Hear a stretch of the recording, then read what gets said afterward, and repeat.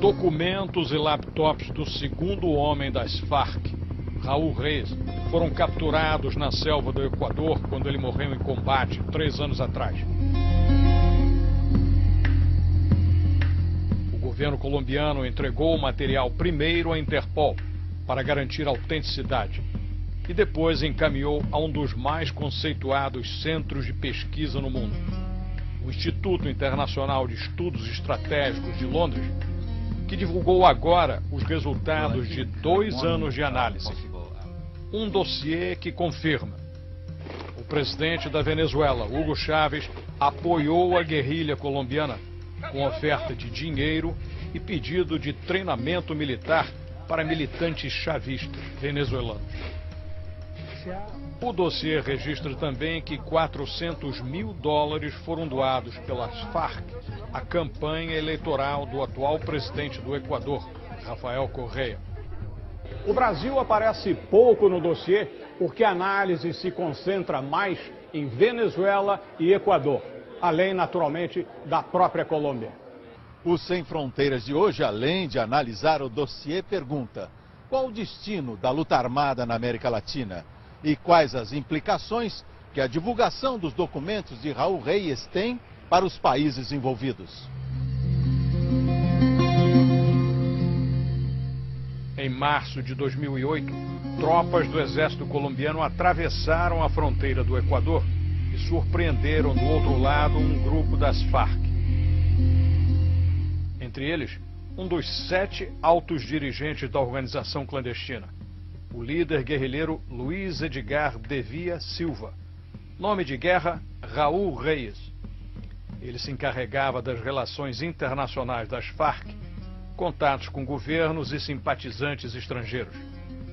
Reyes, ou Devia, morreu no confronto com as tropas. Deixou para trás farto material, de cópias em papel a discos de memória de computador e arquivos em 3 laptops, incluindo e-mails trocados com seus chefes e pessoas em vários países. Why would an experienced guerrilla leader like Reyes, involved in international contact with the organization, why would he leave behind such important information? Well, that's a very interesting question. Reyes was a bureaucrat in camouflage gear in one sense, and spent a considerable portion of his time actually scolding his subordinates about the need to comply with information security protocols and not do things like cross borders with laptops full of information or send emails without encryption. And yet at the same time, during almost the entirety of the last decade, he was decrypting messages that he was sending and receiving and storing them all on his own computer, totally open. And we ask ourselves, why did this happen? And I think, above all, there was a feeling with him that it wouldn't happen to him. He would not be captured. Esta foi a matéria-prima que as autoridades colombianas na época chegaram a divulgar em parte, mas esbarraram no grande volume de dados disponíveis, o que dificultava uma análise às pressas para satisfazer a curiosidade imediata da mídia. Os colombianos sabiam que só a análise de uma organização independente garantiria credibilidade. Um primeiro ponto muito importante: introduz a verdade histórica de uma história recente, que ainda está em transcurso. Tá? Isso, por exemplo, uma coisa muito importante que faz é legitimar profundamente a posição do governo colombiano em toda esta história. É decir, tanto Uribe quanto Santos, que era o ministro da Defensa, o principal operador e decisor de toda a política contra as Farc e a relação com Venezuela, porque isso é importante. O Sem Fronteiras conversou por telefone com o diplomata venezuelano Edmundo González Urrutia. Ele afirma que parte da população de Caracas acredita se tratar de manipulação, mas que os documentos merecem ser investigados. Los señalamientos que allí se dicen son muy graves y deberíamos tener, para el beneficio de las poblaciones de ambos países, que esos señalamientos sean aclarados e investigados en profundidad. O governo colombiano da época enfrentava ainda um grau de descrença da opinião pública que conhecia suas brigas com a Venezuela e com Hugo Chávez.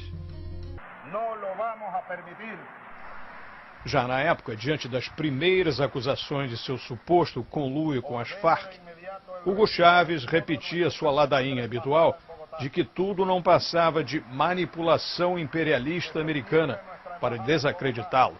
O presidente Uribe é criminal. Não só é que é mentiroso, mafioso, paramilitar e dirige narcogobierno e dirige governo lacayo do Império Norte-Americano. Rafael Correa reagiu de forma semelhante na ocasião, quando seu foco principal de comentário não foi sobre suas supostas ligações com as Farc, e sim a invasão de território equatoriano por tropas colombianas na caça aos guerrilheiros. Han encontrado 15 cadáveres de guerrilleros, 2 guerrilleras heridas en un campamento improvisado de la FARC, es decir, un campamento ambulante hecho con plástico solo para pasar la noche, a 2 kilómetros del territorio ecuatoriano, a 2 kilómetros, dentro del territorio ecuatoriano, a 2 kilómetros de la frontera, a 2 kilómetros del río Putumayo, es decir, no hay cómo equivocarse em que aquele era território equatoriano. O dossiê do Instituto Estratégico agora conclui que Hugo Chávez, embora relutante no início, cedeu o território da Venezuela para as Farc se abrigarem e treinarem venezuelanos. Seria para um possível confronto com supostos invasores americanos e inimigos internos, que, segundo ele, queriam dar-lhe um golpe de Estado. Quanto à ajuda da Venezuela aos guerrilheiros colombianos, o documento diz que Chávez explorou planos de fornecer armas às Farc e teria oferecido $300 milhões à organização.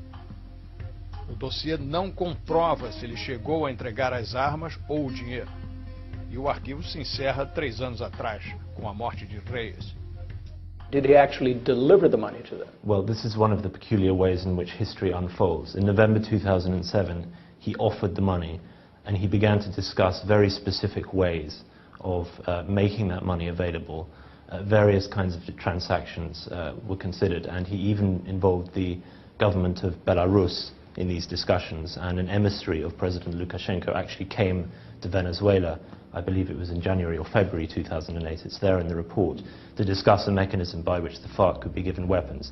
So these sponsorship, in cash or in kind, that was the deal. Either they would get the money directly or they would be paid weapons, given weapons instead of that money.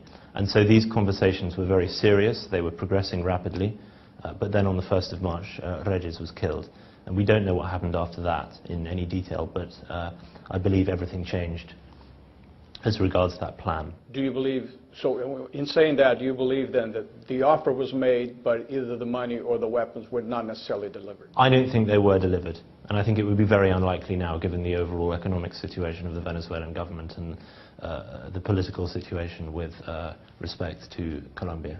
Lo digo aunque alguien se pueda molestar. La FARC y el ELN no son ningunos cuerpos terroristas, son ejércitos, verdaderos ejércitos. There is a reference in the dossier to unproven suggestions that FARC may have undertaken assassination of Chavez's political opponents on behalf of the Venezuelan state. Although the report states that it cannot be proved, that's a very grave suggestion. Do the documents point in that direction? They do very strongly. If I just put this in context, the Venezuelan government was very unsettled by just how close the April 2002 came to succeeding. You remember the coup? Yeah, the Pedro Carmona Estanga coup. They realized that they couldn't rely on the armed forces to support them in the event of that kind of unrest. They were also very concerned that there might be a second coup or other attempts at destabilization through that year. And so they drew up something they called the contingency plan, which involved the mass mobilization of their own supporters, that is, the supporters of the government, and what would essentially be armed paramilitary forces to, in their words, attack, neutralize or liquidate opposition mobilization through sabotage and killings. And this security strategy was implemented by all sorts of elements within the Venezuelan government. We don't know whether Chavez personally knew of all the details or not, but what did happen is that a range of essentially paramilitary organizations came to the FARC during the rest of 2002 asking for and getting training in these kind of tactics. And beyond that, the DICIP, which is now called the SEBIN, one of the main Venezuelan intelligence services, came to the FARC in October 2002 and said they required experts in what they call pistoleo, in other words, shooting people with small arms. That's all in here? Yes, that's all in there. Making car bombs, experts in remote control detonation, this kind of thing. 3 or 4 people who would go to Caracas and carry out what they called actions on their behalf. And these operatives were then sent to Caracas. We're now getting to October, November 2002. And that's very clear from the archive. What isn't clear at all is whether the FARC actually did anything when they got there, and especially what specific actions they were involved in. There seems to be, from what you say, some political logic in Chavez's association with the FARC. From his point of view, what was the benefit that he thought he could get by associating himself with FARC?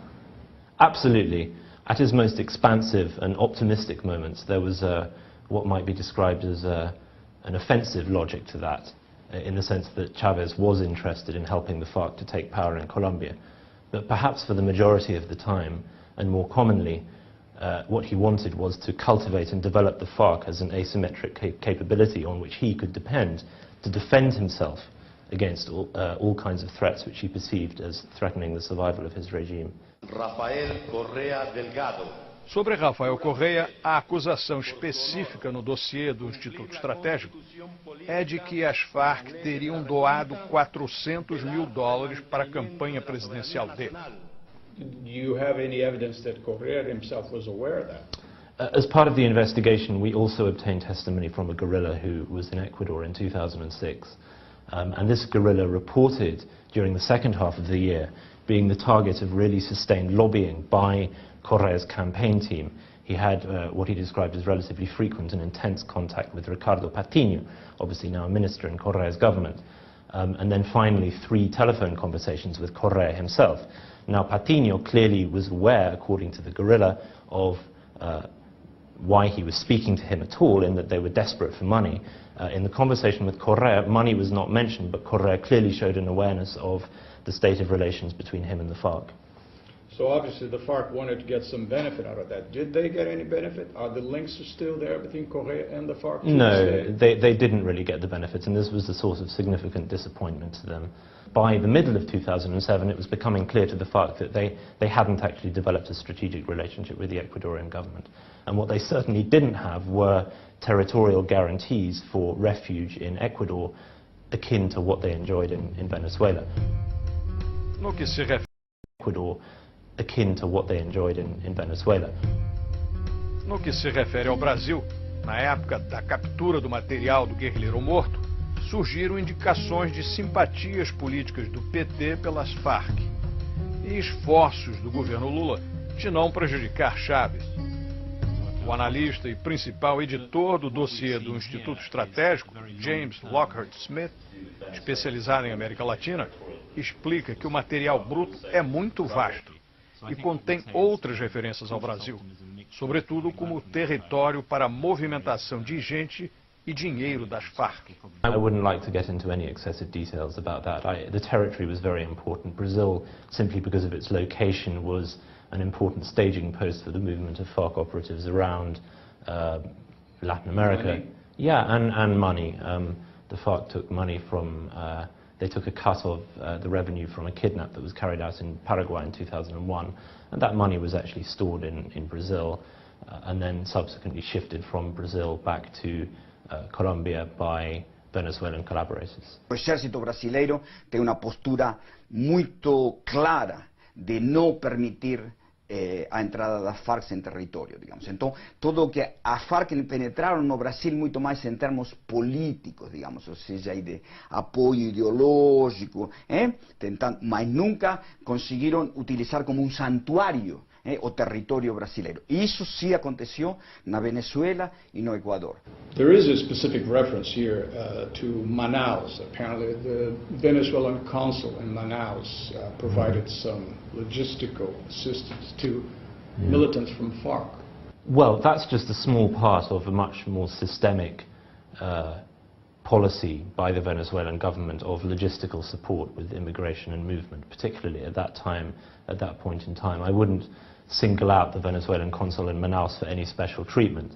The reality of the situation is that the Venezuelan government systematically provided FARC and International Commission operatives with immigration documents and also laid out what they called the red carpet at points of entry and exit to Venezuela. So in other words, if you're somebody from the FARC and you arrive on a plane from Cuba, you don't have to stand in the queue with everybody else. Somebody from the DICIP, as it was then, would typically arrive and take you straight through into the country.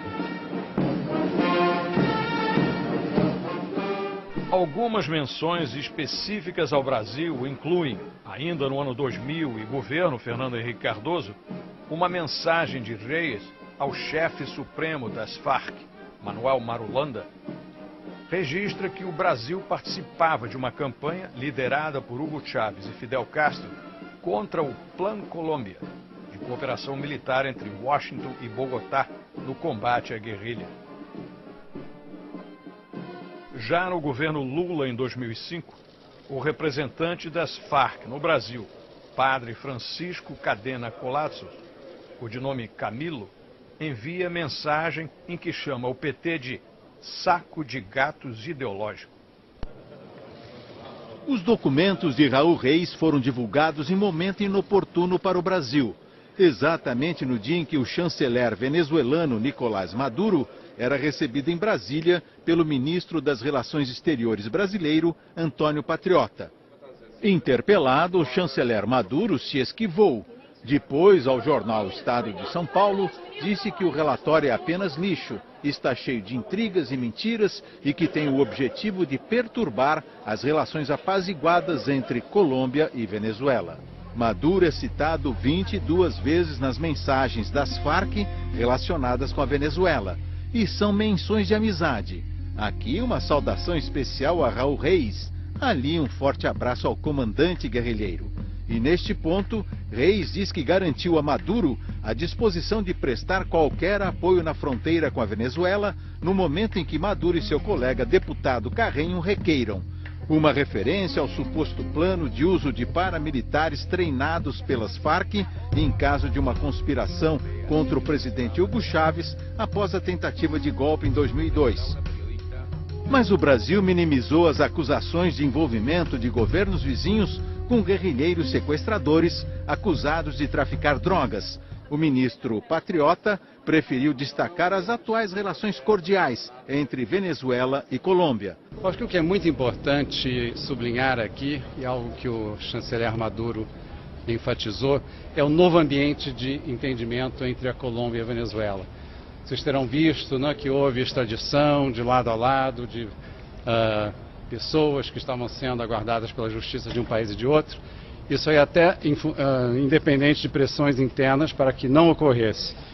De modo que esse clima de entendimento aqui é muito positivo e que cria aqui as condições para que nós trabalhemos realmente de uma maneira harmoniosa pelo fortalecimento da nossa integração sul-americana. Mais uma amostra de quanto o tema FARC é no brasileiro. No passado, as FARC foram tratadas pela esquerda brasileira como um movimento legítimo, incômodo para o governo. Durante anos, o grupo teve até representante político em Brasília, o ex-padre Olivério Medina, que aqui teve ampla liberdade para fazer propaganda das FARC. É que nós não somos guerrilha já, nós somos Estado paralelo. Temos mais de 500 prisioneiros de guerra. Na Colômbia, Medina é acusado de homicídio, sequestro e extorsão. Aqui foi declarado refugiado político. Enquanto a parte do dossiê referente ao Brasil não for publicada, nós podemos nos fingir de mortos sempre que o assunto FARC vier à tona. E, professor, qual seria a relação hoje do Brasil com as FARC? Bom, eu diria o seguinte, o Brasil com as FARC não tem nenhuma relação hoje, tá?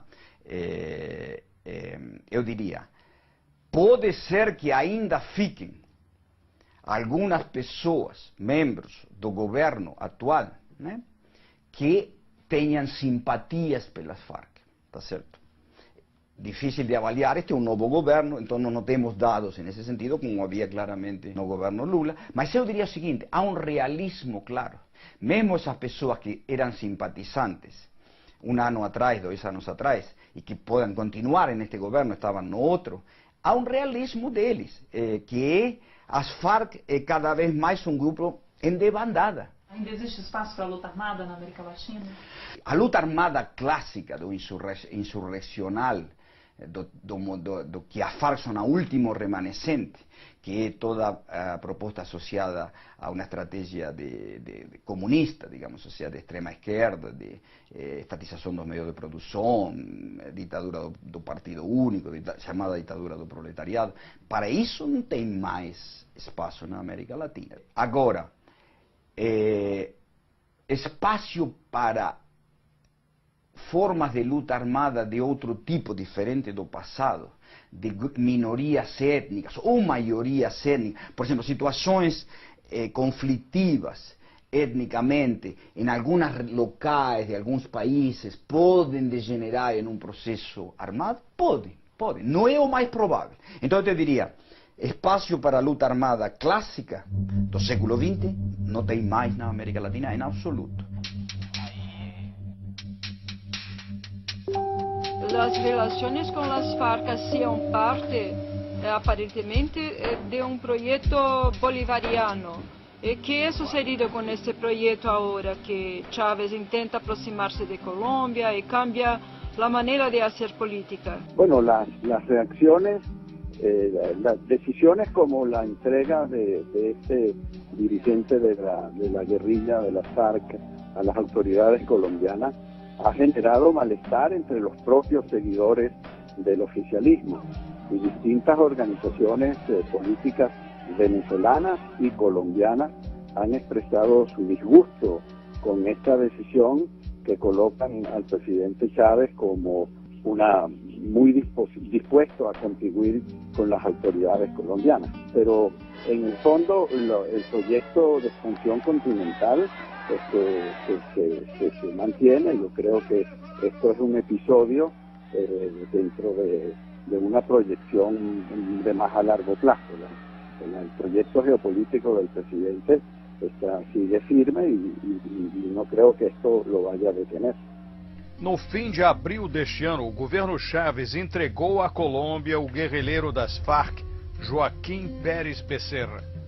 O dossiê que devassa as relações do governo Chávez com a guerrilha colombiana até 2008 sai quando a Venezuela faz gestos de aproximação com o presidente Santos da Colômbia. A relação entre os dois países, no momento, está bem mais amena. Fica em suspenso qual será a próxima aliança.